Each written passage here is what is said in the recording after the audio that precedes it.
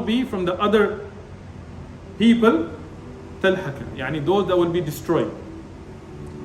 Hassan al-Basri was asked, Man hum? Who are that? Who are they? He said, Al-Mubtadi'. Abu Darda radiallahu anhu would say, be firm against those, that's a beautiful statement, be firm against those who break the laws of Allah, but be harder upon yourself in judgment than them. Meaning, yes, if you see somebody openly breaking the laws of Allah, somebody drinking, somebody doing something like haram, not that you have su'adhan, not that you assume bad about people, not about rumors, not about people's accusations, but when you see somebody breaking the laws of Allah, yes, be firm. It doesn't mean you compromise in that. But judge yourself harder than you're judging them. Today, this is a big problem we have in Ummah as well. Our standard to judge others is very high, and for ourselves is very low. Well, this person is not sincere, this person is doing this like this, he's doing, I'm a mu'min. No, judge yourself harder than you judge others. Abu Darda radiallahu anhu used to mention, he said, the one that is always worried about their iman, Allah will grant them iman. That's why a Muslim is not allowed to say, I'm a mu'min. Even though each one of us hopes, I am min al-mu'mineen, inshaAllah. We hope to be from the mu'mineen. But we don't credit ourselves, I'm a mu'min.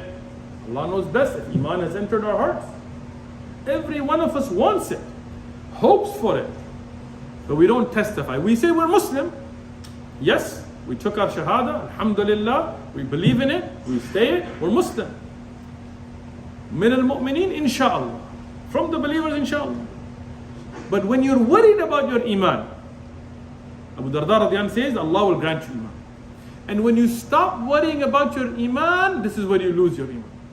When you're like, I'm a mu'min, I'm so good, look at you're like this, me. At that time, Allah can take your iman away from you. Abu Darda radiallahu anhu, in the end of this, he said something very beautiful as well. He said, worry about your iman like you would worry about an injured arm. You have to think about these statements. You know, if your arm is injured, first thing, it's a big problem because we use our hands and our arms very often in doing work and everything. And you would then have to be very careful how you extend it and how you protect it. And even when you sleep, you have to be careful, because if you have an injured arm, you don't want to lay on it and sleep on it and injure it further. So he said, worry about your iman like an injured arm. How you would take care of that, worry about your iman like that. Abu Darda radiallahu anhu, he has a beautiful hadith. And this hadith, again, just so, I don't want to say things, I want to make sure everything's authentic, right? This has been mentioned by some of the Sahaba, like Abdullah ibn Mas'ud, from the Prophet ﷺ, but those narrations are da'if, those are weak. Even the narration from Abu Darda, it's mentioned from Hassan al-Basri, the chain is authentic, but Hassan al-Basri didn't meet Abu Darda. What is more authentic, as Sheikh Albani and others have mentioned, is this is a statement of Abdullah ibn Mas'ud. But as Hassan al-Basri has mentioned from Abu Darda, with the chain that is authentic by itself, I'm going to mention it here. We can't say this is from the Prophet ﷺ, but either Abdullah ibn Mas'ud or Abu Darda. Either way, or maybe both of them made this statement. He said, wake up, when you get up, عالما أو متعلما. Either wake up as an alim, meaning somebody who is knowledgeable that teaches, or muta'alliman, or somebody who is a student of knowledge, or mustami', or the one that listens to them, respects them, follows them. There's a lot of sharh here, but from those that bring themselves close to the people of knowledge and benefit from them. And in one of the narrations he mentions, oh muhibban, or those who love the people of knowledge. But don't be, وَلَا تَكُونَ الخامس أو في رواية الرابع. يعني don't be from the other people تلحك, يعني those that will be destroyed. Hassan al-Basri was asked, Man hum? Who are that? Who are they? He said, Al-Mubtadi', the people of bid'ah. This is from Hassan al-Basri, from Abu Darda and Abdullah ibn Mas'ud radiyallahu anhu. So what did he say? That every day you should be in one of these states. Either you should go out and teach people what's beneficial, an alim. Or if you are not at that level, then muta'allim, go out every day seeking knowledge in that day. Or if you're not somebody who's academic and so on, but be from those who listen to the people of knowledge, those that respect them, those that when they have a question, they don't just say, okay, what is the legal this, what is my benefit? They go to what is in the Quran, what is in a hadith, they go to the ulama and say, this is the mas'ala, how do we solve it? And whatever they say in the light of the kitab and sunnah, you accept. Yeah? So at least be from them, or be from those who loves the people of knowledge, respects them, serves them, defends them. Those that, the people, if you look at the times of the great Imam and stuff, yes, there were their students, but there were also many people that were just there for their service. Why? Because they knew that the people of knowledge were the people of benefit. And when those people that loved them and listened to them were many, even the khulafa could not do many things.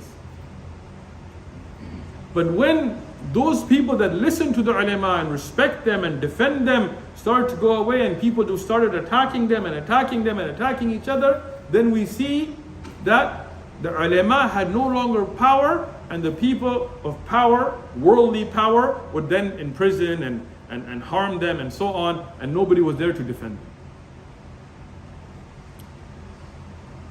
And the warning here from the Sahaba and Salaf al-Salihin is to be very careful not to be from the people of bid'ah. Do not innovate.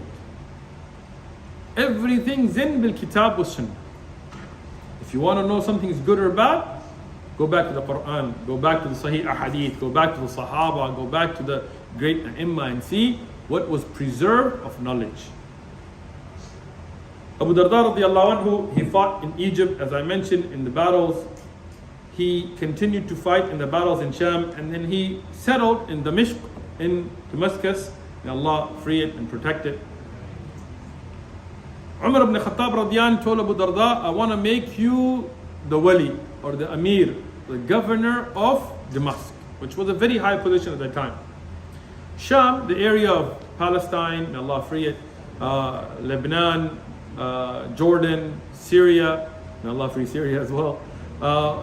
These areas were the richest, the most advanced and so on of the ummah at that time. And the Roman Empire had been defeated and so on, Umar ibn Khattab, so this was an amazing area. Bilal radiyan was then later made the Amir and so on, but Abu Darda was given that offer. And Abu Darda said no. He turned it down. He said, I will teach the people, no problem. But I don't want to busy myself with being a governor. It's too much responsibility. So Umar told him, okay, I'm going to send you from Baytul Mal, but you go and benefit the people. So every day he would go and he would teach Quran, he would teach Hadith, he would teach fiqh, he would answer questions and so on.